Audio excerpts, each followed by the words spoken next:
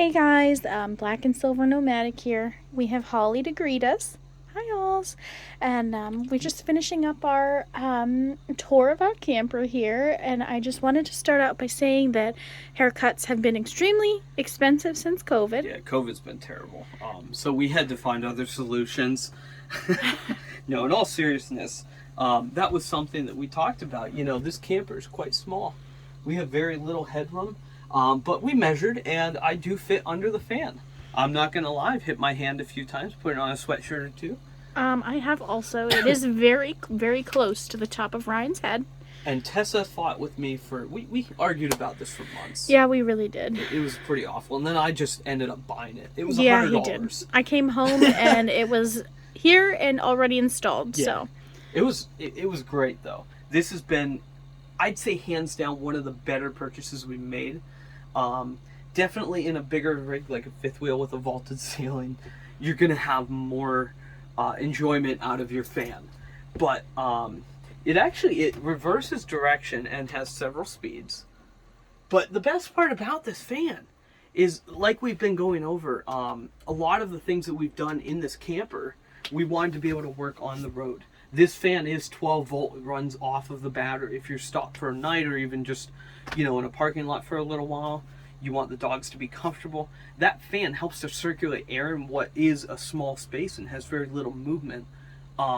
It's been great, to say the least, especially the electric fireplace. It circulates the heat, it helps our thermostat read more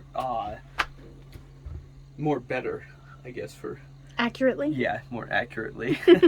So it's been great. And what I want to show you guys is something that you're going to notice is we have a pretty beautiful gray, I think it's beautiful, gray wood finish. And there's a lot of things that we have this finish on. Some of them are wood, some of them are not. One of the main products that we used in our remodel is a product called Retique. It's essentially paintable wood. You paint on the light wood, which is essentially a paint with actual wood in it. And then you paint on a dark wood. And as you can see, there's a grain pattern. That's because we drug a tool over it to make that grain pattern. You then use a gel stain and stain accordingly to however you'd like. And then just polyurethane. And we use foreign polyurethane on everything. We brush it so that it makes a heavier build. But we redid our fan blades with it. The mantle, several pieces in the bedroom are done with it. The slide out trim work is done with it. We have our table and the chairs done with it. There's a lot of items. Oh, and our bathroom door, it's all nicked up from a couple disasters, but it looks pretty good still. And the bathroom door was the main reason that we did it, because it's paneled.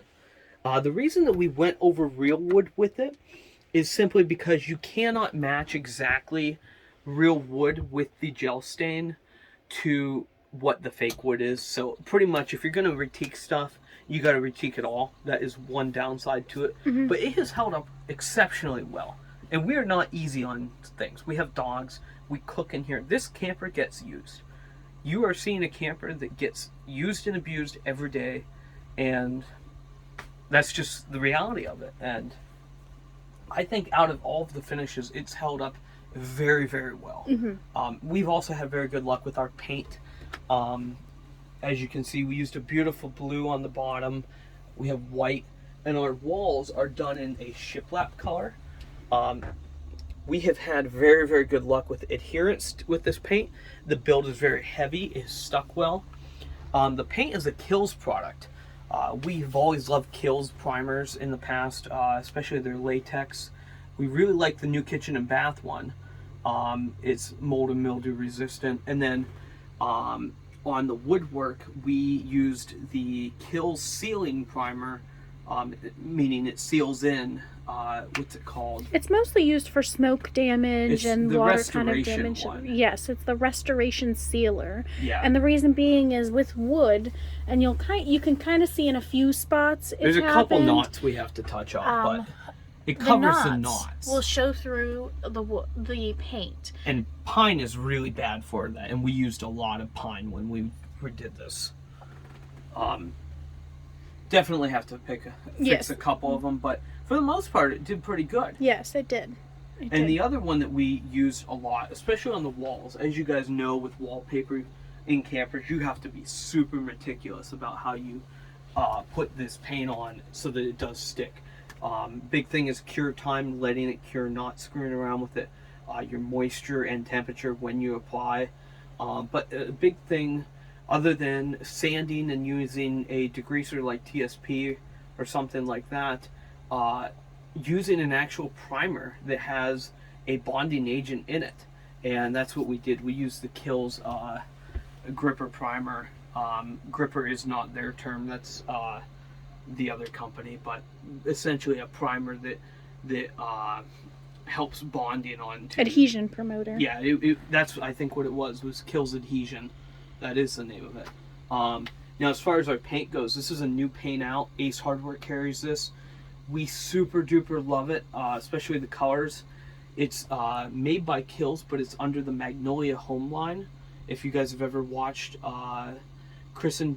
Chip and Joanna on HGTV, they have Magnolia Farm and Magnolia Home stuff, and she has a lot of great colors. If you like that modern farmhouse or beach house look, great one to go with. We love the shiplap walls. If you want, that's a good spot to show test with the trim. So her white is truly a white, and then the shiplap's just kind of like a beigey gray, It's like just an off-white. color. And for us, it was perfect. We love it. All of her cabinet paint has held up really well. Everything's been great, really. We haven't had any paint issues. No. I mean, we've had a lot of stuff fall on our cabinets or scratch, and we've had a couple scratches, but nothing because of durability of the paint. I've been very, very happy with how this has held up. So moving on, you can see this is a pet cube. You can see how much we love having this wall now. We have the fireplace in there. That's been a great accessory source of heat. The mantle's been awesome. We store a lot of stuff on there, like our pet cubes to check in on the puppers. Those are definitely something we like. We have the treat tosser and the laser play. Holly loves to play with the laser. And when we're at a restaurant, you know, and weather's just kind of a little crazy, we like to check in on these guys. Make sure that they're safe. This is a 50-inch Samsung TV with the soundbar mounted beneath there. And kind of like the bedroom, we found a cool spot to put the subwoofer. It's actually up in our liquor cabinet above the couch. So that makes a pretty nice... This cabinet right here. Yeah. This has become just the liquor cabinet. Just because that's where... There it is. Yep. But And up there's in the the back subwoofer. there is the subwoofer. And that's great, because when you're sitting on the couch watching an action movie, you're really immersed again. Yep, the we liquor tend to cabinet like is immersion. right above the couch. Now, warning to those of you remodeling campers, if you want to mount a wine rack like ours, you gotta open up the wall and put something to mount to. This isn't just like stuck up there. That's a lot of weight. We actually had the wall open to redo the bathroom. So that's totally framed out literally for that wine storage unit. So Yes, please don't stick up a wine yeah, a and wine we don't. holder. And you know, some guy asked me when we posted our remodel pictures, "You don't travel with all this stuff, you know?" No, we do not. Packing up for us takes about a day and a half. I start to do it ahead of time, and you know that's not for everybody. But when we're parked in a place for 3 to 6 months, and so for us, we like to be set up on more places. But at the same time, you know, we like to have a place for everything to travel, and so you'll see some of that balance, and we fight a lot over things like that, and we're finally starting to get ourselves figured out now. One thing that we don't use as much as I would have liked, I had a special bracket made for this table. This table is actually removable. It was originally on a single leg, and we found that it was a little bit wobbly just because it is pine. So we did add another leg. We actually had extra, this is basically curtain rod or coat hanger rod. So we put this in here, and it is removable. Put a little cap on the bottom. This has to be removed when we travel, so we pull that off and then reinstall, and it just keeps this end solid. This table does flip out, which has been great to have a little bit of extra space. But aside from putting maybe a plate on here to eat, it's definitely a little bit on the fragile end. The reason we did this is we felt that we'd have people over from time to time, and this is actually a bench seat behind here. We do have storage beneath for all of our silverware. You can see the cushion behind and underneath. But we found that we don't really use that seat, and we also found on the road in the wintertime, as many of you probably have, moisture is the biggest thing that we fight in this camper. So instead of saving a seat for someone who's never going to come, it sounds sad, but really we just rent Airbnbs for family because they're more comfortable. This camper's too small. We put our Medea Cube dehumidifier there, and that has been great. When we first showed up here in Winston-Salem, it was 100% humidity for like 4 days. And this thing filled like the 2-gallon jug in 2 days. But, you know, keeping this emptied out, keeping it running, we've had zero moisture problems. We don't have any special windows. This is an old camper with 1-inch sidewalls. Having that has made living in here great. We don't have any mold. We don't have any moisture. It's wonderful.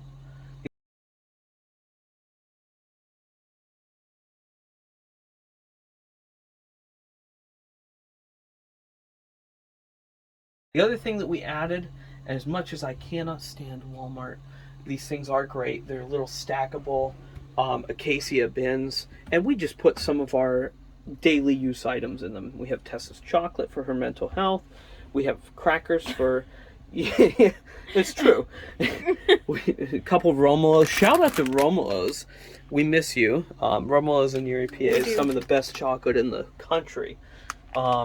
We've almost eaten all of our Romulos, so we look forward to getting a delivery over Christmas. We're going to order some before Christmas comes, Romulos. Oh no, we're getting some in-law Romulos. You are. I'm getting mommy Romulos. But we keep our crackers here, our oils, you know, truff oil, Tree and Vine in Knoxville, Tennessee. This is the best oil. We really love the Greek one, and our favorite is the Tuscan. You have to order some of that as well. Yeah, we got to order some more. Or maybe we'll just drive over there. And then we've got like our potato and onion bags that hang here. These were found at Mass General Store, also in Knoxville, but there is one here in Winston. And then we just keep miscellaneous items like our tree for our coffee mugs and our bar set. This has really turned into the bench of all trades.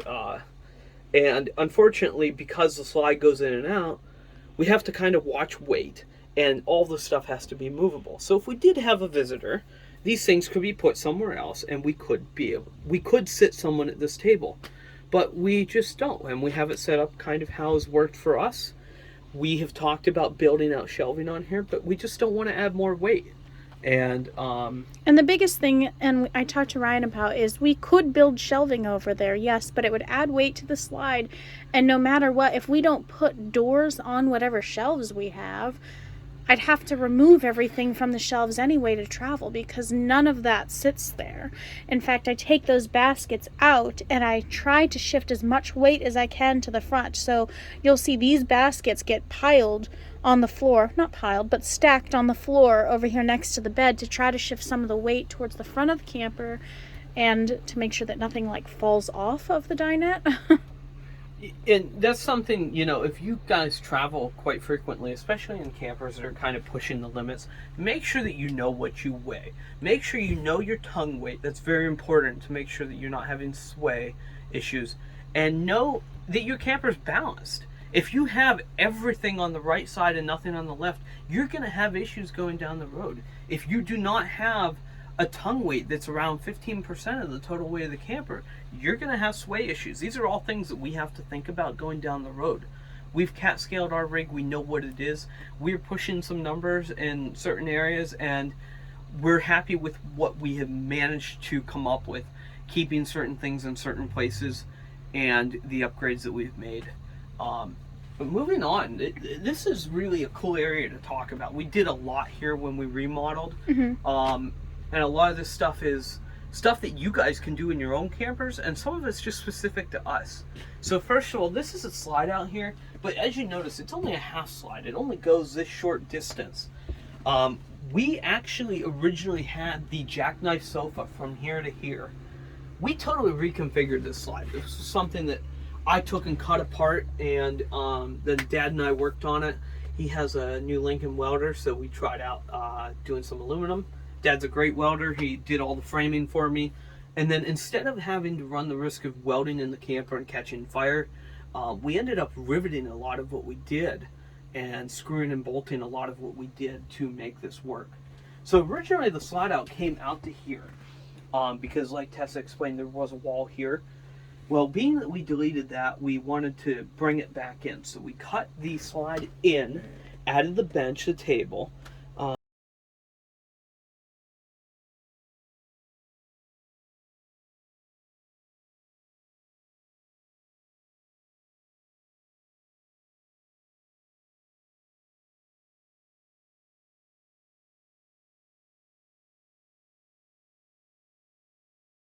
which this table does still work great for us with the two chairs. These do stack if we need to, and we actually have two more that may end up coming on the road with us in the future to be outside seating. As far as the slide mechanism, ours is cable driven, and we still wanted to be able to access it. All of that, oh, that's the duct tube. So that's our furnace duct. This is the one we were talking about. But over here, Tess, Oh. our slide mechanisms, we wanted to be able to access. Sometimes your slide motor will die, and you need to be able to get in here to manually do it. So we built doors to cover basically the openings for that. We didn't just close them off. And then, like we explained earlier, this is our last heat duct here on the end. So that's why the electric heaters are so necessary for us, because the hardest thing in a camper is to evenly heat. And so having those has been great. We then extended the kitchen out the distance of basically the microwave. So before, our kitchen was quite small. You might want to come over here, Tess, so I'll switch you. So we extended the kitchen from here down, which required all new framing on the slide out. When we got in there, this is the worst design ever. If you ever see a camper with a sink on the slide out, do not buy it, or at least know how to fix it and know what goes into the piping. There is actually a new Riverstone out, beautiful fifth wheel that we love. It does have a sink on the slide. It is a much better design than this one. But we actually had leakage on this slide. We ended up having to replace the entire bottom of the slide out. That was an issue that we never knew existed. This was my family's camper from day one. And when we remodeled, we got in there and noticed that it had been leaking just for a short period of time. What happens is they put spa hoses on these. They're flexible hoses, and over time, 12 years, they wear out. So we now have this fixed up with a new PVC hose, and we actually have parts to replace it if it fails again. But something to be aware of, sinks on the slide out are not great, but that was the only place for us to do it. And so we reconfigured this, and we actually extended out the slide out this distance.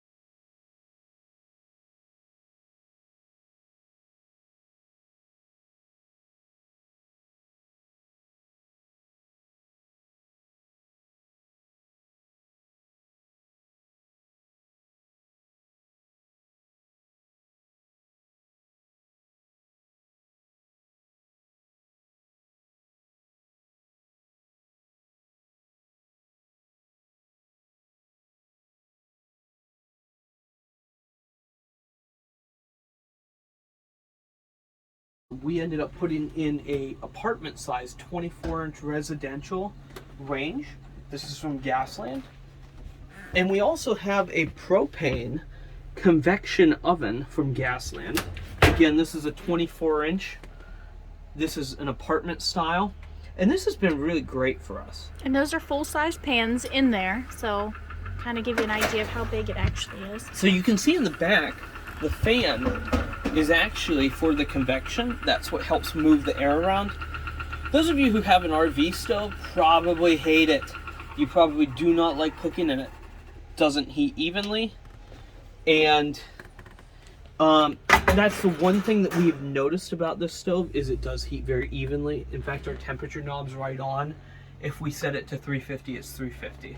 If Tessa sets it to 350, I crank it up and don't tell her and she gets mad. You'll see that in another video. But this has been great. It has a little bit more space. And the other option that this one has is it has, instead of just a burner on the bottom, it does have a grill burner for doing broiling on the inside. We also have a rotisserie. Yes, and it has a rotisserie, which we have not used yet. We really need to use that. I guess we've been kind of doing more grilling. Mm-hmm. But the other thing that we put in, now the only thing with this, we made a change that is not so remote working on the road friendly. We did put in a residential range hood. Now, when you're using propane in the camper, you know you do need to vent all the time. This is a Broen Newtone. We love it. It's a 12-inch fan. We did big, huge 6-inch ducting out. That's what all this is to run it. This is essentially casing to fit the vent fan outside. And we did put on one of the new style vents because the flapper kept breaking off. This has been awesome. You could cook bacon in here and it will not stink because this fan evacuates everything.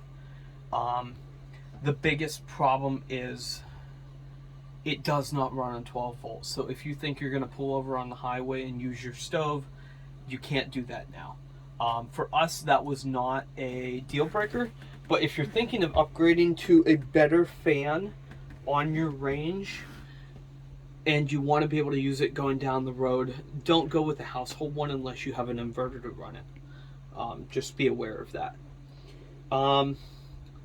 Biggest thing that we did too, this is kind of cool and something to talk about. We've seen more of this in the industry, especially in the last couple shows, right? Mm-hmm. Who all had them? I know, let me think. Now I can't think of the brands, but there's a few brands out there now that we've noticed that are using the same thing as we are. These are called prep sinks. Essentially, they're a sink that has a lip here. And this lip allows you to put in attachments. And when I mean attachments, we've got the drying rack here that also is heat resistant, so you can put a hot pan on it. We have cutting boards that slide in place. And then we have a whole cupboard of other attachments. We have our bamboo boards, our colanders. I have prep banes that I use. And then we also have like a salad colander underneath of our nice Acacia salad bowl there. That's been great to be able to slide those attachments in there, especially when you're cutting, a lot of vegetables in that. Having that solid board has been great to work with and giving you that extra counter space that you don't really have. With that being said, we have the pull-out Kraus. This is all Kraus stuff. However, there's a lot of companies that makes this stuff and all of it's very nice. We've been very fond of our Kraus, so we really like the bottom protector there, and especially the vanity plate for the drainer. And the other thing that's cool about this drainer is it pops up and down, and it kind of holds itself with a ball. Very, very nice sink basket kit, even for your home. But this is the Kraus, the sink here, or the faucet. It has two different types of modes. You can have like a stream and a sprayer. So there's kind of the stream, there's the sprayer. And then it just kind of locks back up into here when you're done with it. We do have a soap dispenser. We do. We just run dishwasher soap or dish soap Dawn and all of our stuff. And then also we have a drinking water dispenser. There is a 3-step filter actually behind the microwave. It sits about right in here underneath the countertop, which is a little bit difficult to get to, but it is accessible. The microwave's only held in with 4 little screws, and so to me it was easier to put it back there. When we purchased this filter, we purchased it based on the fact that it's the only one I know of that doesn't leak. There are a lot of filters that get to be leaking down the road, and this filter came highly recommended for RV use. It's called Water Drop, and it's been awesome. It has made really nasty. The super automatic decided it was time for a little bit of a show. Yeah, wanted to turn off. Gruzzies. So, anyhow, the water drop filter's been great. Now, here in North Carolina, we have amazing water. It doesn't even need filtered. It's well water that's drilled beneath the granite level. It's been great. It's super clear, crisp, clean.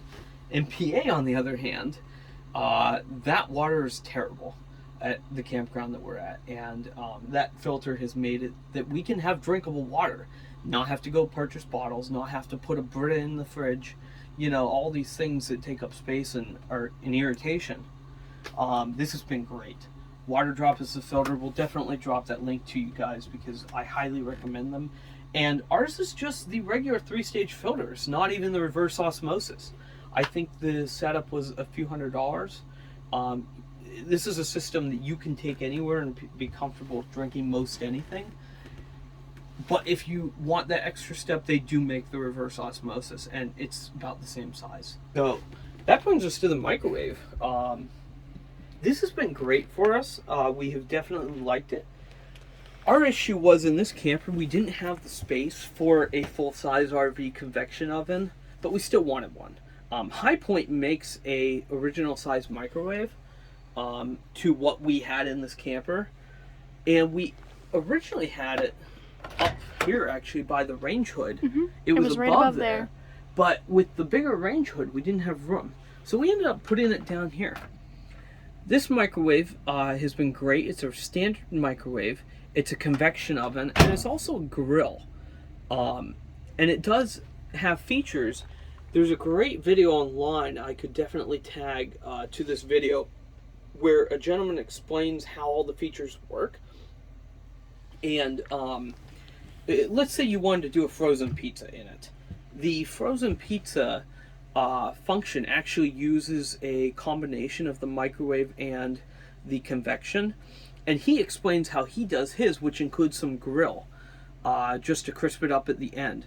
So these are all great functions that this microwave has that makes it very, very usable, especially on the road when you need that extra oven space. If you're making a nice dinner for a few people and you're already taking up your oven, this is great to throw like an apple crisp or something in. It does tend to take a little bit longer, but for sure it's been a great addition. We've really enjoyed having it, and we don't have room for a toaster oven, so we've even made toast in this with the grill function.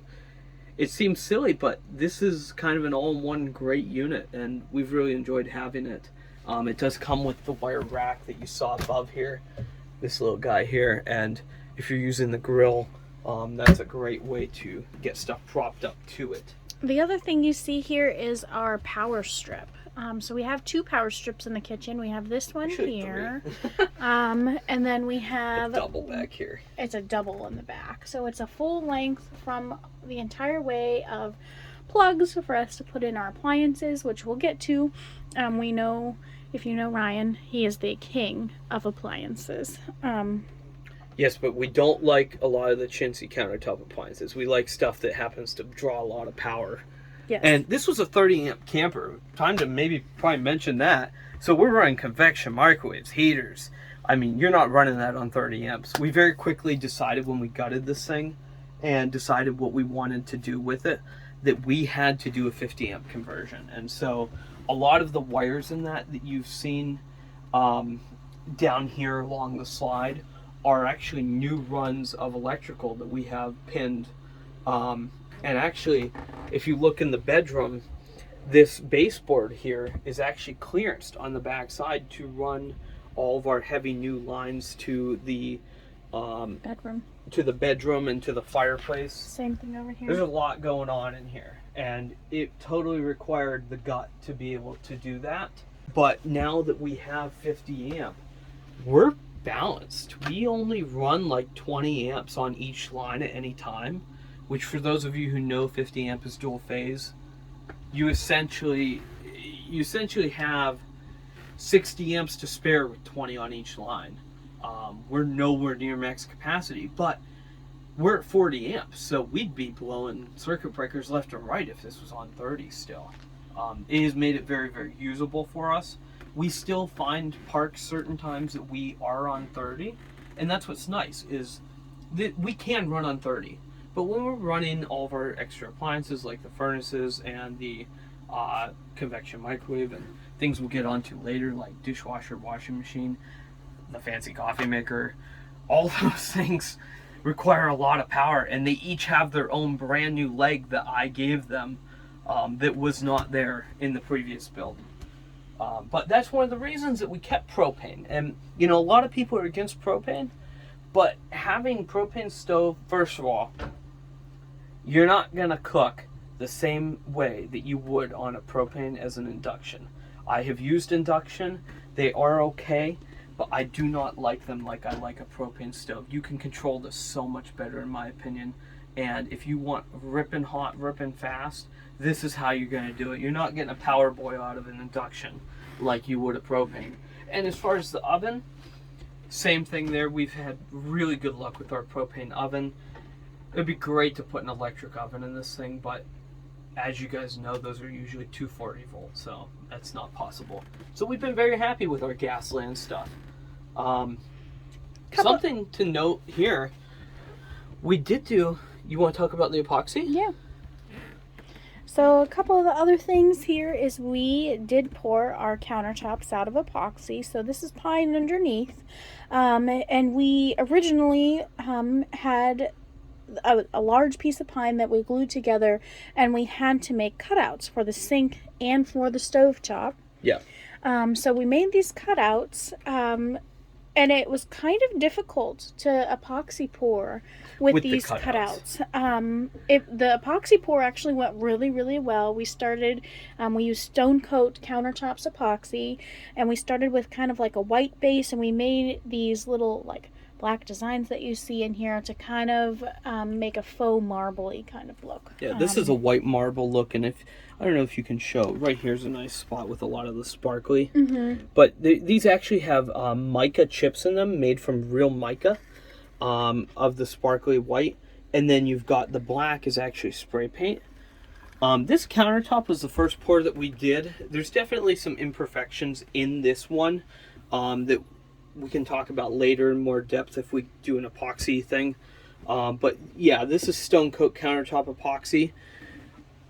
If there's anything I had to say about Stone Coat, is that these guys have some of the best customer service. They're an incredible company. If you have any questions, reach out to them. But they have full trainings online on YouTube that you can check out to show you how to pour this stuff on your own. It's quite amazing. They do not recommend this stuff for RV use simply because they don't know how it holds up. I can tell you personally that it has held up very, very well for us. The only issue that we've had is with the pine. It's very, very soft. We needed to do this for weight, but we did have one crack in it, and that was over here. And that's something that we took and filled with glue for now, just to keep it safe. And this is a counter that we may end up actually repouring. That's pretty much the only issue that we've had with it, though, is just a crack where it was thin and the pine shrunk. When you're buying pine and you don't have time to let it, dry the rest of the way, it's kiln dried. Don't get me wrong, it's kiln dried, but it does shrink beyond what the kiln even provides, and it's a very finicky wood to work with. We did it for weight constraints. If you were not on a slide out, I would just use MDF. You also have to seal coat the pine because it's a natural wood and it would let out air bubbles. Very, very finicky to work with. Definitely would not do it again if I had to on pine.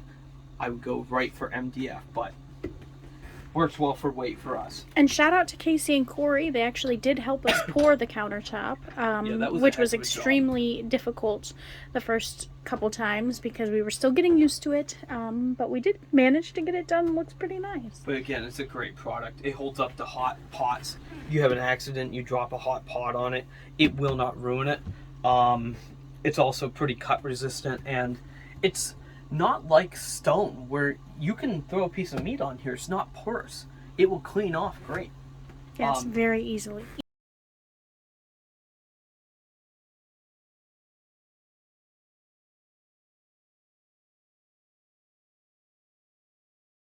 You can show back here, Tess. This is the lid for storage back beneath. We just have a rack for some of our baking sheets beneath there. Yeah, we have our muffin tins back there, some cookie sheets, and the handle there, it just lifts right up once all of this is cleared off, of course. That's a great little spot, but we don't need our cooking sheets very often. We keep the 2 or 3 out that we use the most just in the oven, or we'll set them like up on the rack. But for the most part, that just holds overflow items that we don't use every day. We have our canisters on top here with our pasta making flour, our general flour, and our sugar. We have our oil and our these are some of the best salt. Well, I should say this is a nice oil canister. This is actually Rachel Ray. And then these are our Peugeot salt and pepper grinders. We really love these. These are part of the chef series. The stainless is great. It wipes off nice. But definitely, I as a car person never knew Peugeot is known for making some of the best salt and pepper grinders, and hands down, they are awesome. We love them. Looking at the back there, you can kind of see is our tile backsplash. We gotta talk about that. And we went back and forth. Ryan and I did not agree on what we wanted to do for the backsplash. And finally, we decided on this. This is real tile, pattern. folks. It's real tile. It is real tile. This is what we argued about. We were looking at aspect tile because it was glass and it's stuck on. And Tessa and I like to do stuff right, and we don't like stick on. And so we went back and forth and back and forth. And what did I just find this searching on the internet? I think. I think so. It might have been in an RV group or something. I can't remember. This is a product called Flex Tile. They are amazing. So the tile is actually from Home Depot. That's a regular tile. Yeah, yes, this is regular He's tile. talking about the grout. The grout? actual. And the glue that sticks it. In between. The product that makes the grout and makes the glue that holds these is called Flex Tile. It's a company out of Florida. You just call the nice little lady in the office and you tell her, what you're trying to do. She'll tell you all the dimensions of what you need, how many tubes of everything. This stuff is so easy. They have extremely easy to apply. They have 3 videos online. I'd rather do this in a house than regular tile, having done regular tile work. We love these tiles. The texture of them is beautiful. We like that it breaks it up with the silver and the glass in the middle. But the grout is wonderful. The grout and the glue are just high quality, 100% silicons, but these are not a regular silicone. They are a specialty formulation that the glue dries almost instantaneously of you pressing it on, or it has an immediate hold, and then it takes a few days to cure. But you essentially glue the tiles on, let it dry for about a day, and then you grout. They have videos on how to do it. It's very, very easy. But you essentially rake the glue in with an epoxy, what do they call those things? The levelers? I don't even, a float. Float, yeah. So you use an epoxy float to rake in the silicone to make this grout. This grout is heat resistant. If you get any spatter from grease from the stove, It wipes right off. wipes right off. It cleans so easy. As you can see, this is pretty close to our stove. 0 issues. No issues at all. And we love having the real tile because it cleans. This stuff is totally flexible, total waterproof barrier. Have You could not use had a it- crack. No, not a split. Nothing. And these are long tiles. These are 14 inches. You could use these right in a shower in the camper and they would work perfectly. This is very similar product to what they use in the big rigs your fancier motorhomes and that. But the company actually started making things for pools. So very, very cool product. Something definitely worth checking out. Yep, that's called Flex Tile. And we can leave links in the comments there beneath for you guys. We'll pin them for you.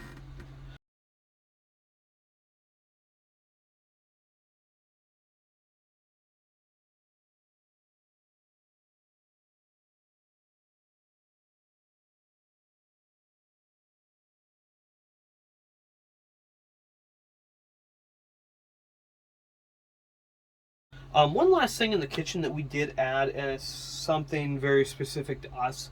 We do a lot of sous vide or different forms of cooking, and we do like to have a torch in the kitchen. Something we did add was a torch connection down beneath here. This is a direct line to our propane, and we have a kitchen torch that we use for, you could use it for creme brulee, for any searing that you want to do on any meats. That doesn't get used as much as I would have liked it to, but it's still very handy. It's something that probably you don't see in many campers. And then just the baby's food, a regular bag holder, all the normal everyday stuff. We save our Walmart bags too. And we saved the best for last. Everybody always asks us what these are. Oh yeah. This is our spice rack, our spice holders. We need to get our real labels printed, but right now we don't have very good labels for them. It's just tape right now. It's painter's tape. But they come off. They're magnetic on the bottom. And no, we do not travel with these up here.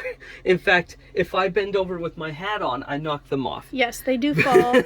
The front ones, if you knock on them, they will fall into the sink. That's my only gripe about it. But they have two different types. There's the little shaker. And then there's the little open. Where is it? There it is. Or with the red pepper, there's a screw off the lid because, that's how it comes out.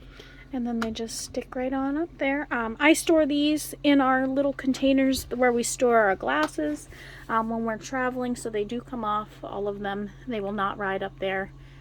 And then when she puts them back up, she doesn't do them in alphabetical order. I usually do. I have not done that this trip yet. I found my favorites, put them towards the front. We need to fix that. And we need to do labels. But we love these. I mean, it gets the spices out of the way. Where are you going to put a spice rack in this camper? We're running out of space here. And so these were great. It got them up out of the way, and we've really enjoyed having them that way. The only gripe, like I say, is if I bend over real quick with my hat on, I always knock the smoked paprika off. And it goes right in the sink. And hopefully the sink's not full because then it takes a dive. But they've done really well. We've enjoyed having them along. Yes. Holly Grace is in one of her favorite spots. So this kind of brings us to our little living room. I guess it's kind of funny because the living room and the kitchen share the same space. Well, do you want to do this one on a second video? Yeah, we can We're do on that. 40 minutes. Well, folks, that's the kitchen. I hope you've enjoyed learning with us here. Again, Black and Silver Nomadic. If you guys like anything that's going on in our kitchen, please let us know. Like, share, subscribe, ring the bell for notifications.